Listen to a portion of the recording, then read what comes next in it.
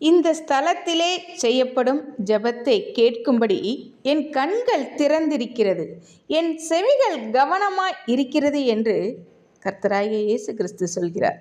அன்பர்களே, இது ஒரு சாதாரண வாக்குத்தத்தம் அல்ல. இது ஜெபத்துக்கு தேவன் தரும் உறுதியான பதில்.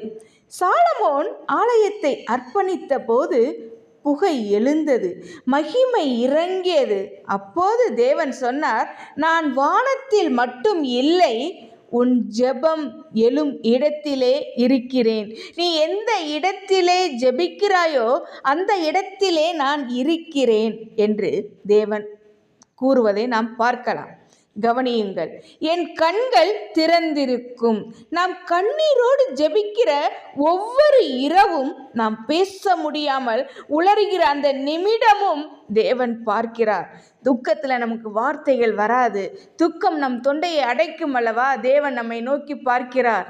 என் பிள்ளை இதை கேட்கிறா, என் மகன் இதை கேட்கிறான்னு சொல்லி தேவன் நம்மேல் நோக்கமாய் இருக்கிறார். என் செவிகள் கவனமாய் இருக்கும். நம் வார்த்தைகள் சரியாக இல்லை என்றாலும் உள்ளத்தின் அழுகுரலை தேவன் ஒருபோதும் தவற விடுவதில்லை. சகோதரிகளே, சகோதரரே, நீ சொன்ன ஜெபம் வீணாகவில்லை.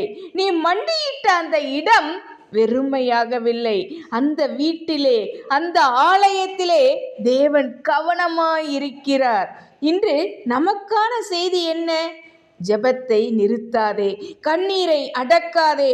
உன் குரல் பலவீனமாய் இருந்தாலும் தேவனின் செவி வலிமையாயிருக்கிறது.